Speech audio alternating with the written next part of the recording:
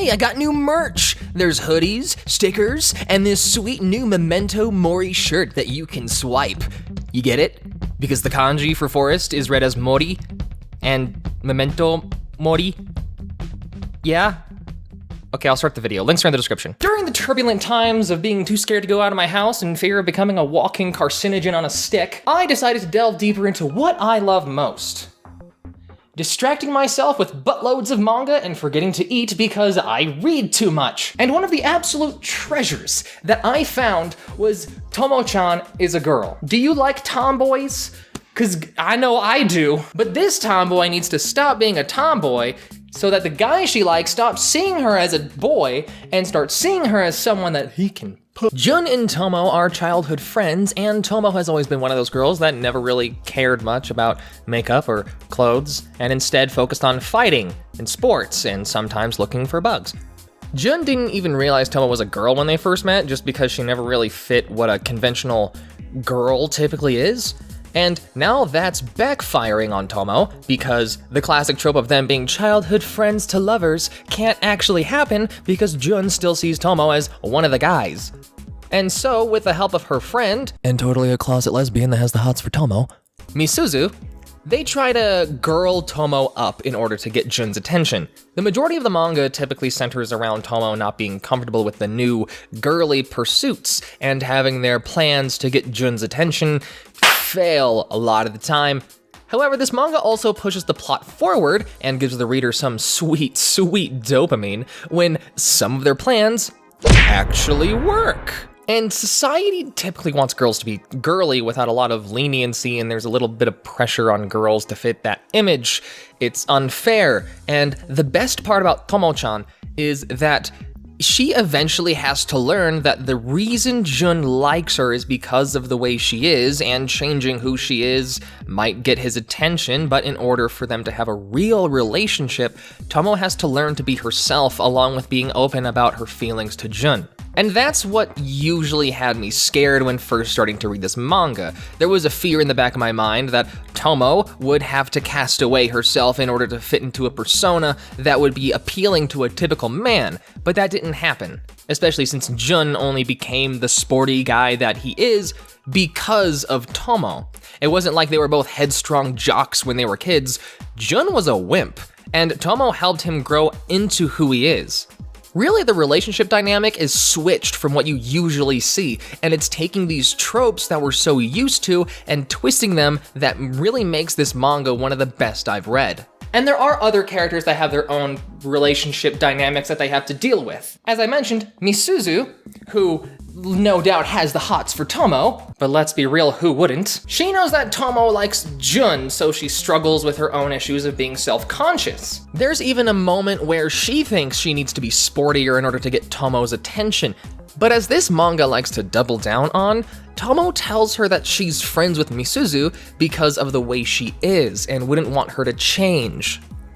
Almost like they're foreshadowing something. Also, Misuzu and Jun dated once, but that's not important. You can read about that on your own. There's also Carol. She's blonde, so you know she's American. And she's rich, just like every American. And she's kind of a ditz, just like every American. And she ends up getting tangled into the whole deal because she's overtly girly and is kind of the perfect goal that Tomo is trying to achieve. So they reel her into their little friend group in order to help Tomo out. But she ends up with the cute soft boy.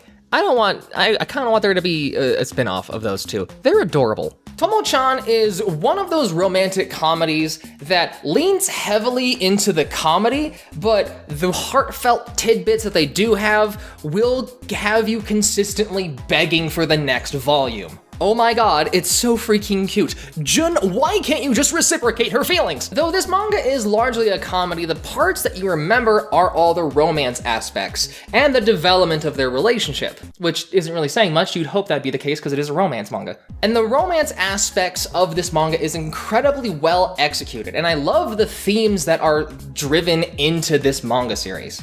This manga was written by Yanagida Fumita.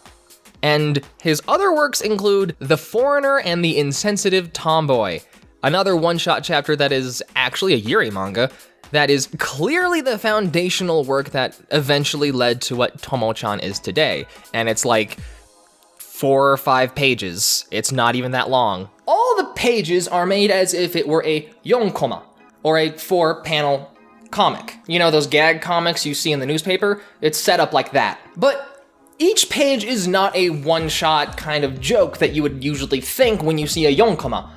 It's actually just formatted that way, and every single page continues the story. It's set up in this style because this was actually originally serialized on Twitter on Twayon, which may be Twitter Yon for 4 panel, Twitter 4 panels, I don't know. And because this was going to be read on smartphones, they set it up to where it'd be easier to read, similar to like how manhwa is, or on webtoons. And we've seen this slow transition to where a lot of anime is being based off of web comics. Well, mostly web manga / manhwa, because web comics is a different thing, even though there's a lot of good web comics that probably deserve to get their own show, honestly. But in this case, it's a web comic that just became a Tankoban series manga, volumized. I seriously hope it gets an anime. God, this series is so good. And I really like this shift because one, there's 2 chances for the original author to actually get more publicity if it's seen in stores, and I prefer reading physical books rather than digitally. There are some cases where I will, but that's only because it's only digital. What I want to know is the workflow that goes behind making web comics versus regular comics, because I would like to think it's not different, but I can't make that assumption. I should talk to some people. I want to know that. I should slide into people's DMs and see if I can get them to talk to me. There is one issue. Every single page is considered its own chapter because of the way it was serialized is much different than how typically manga is serialized in a magazine.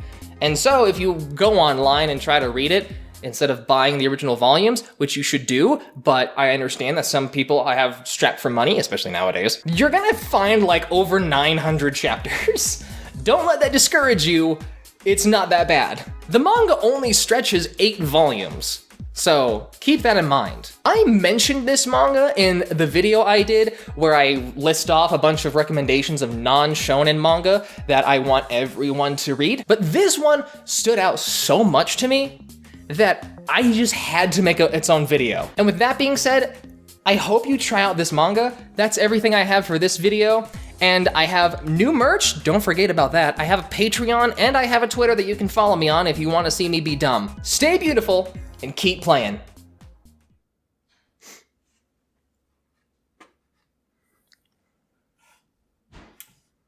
I think I'll do Shugochata next. I already have all the volumes.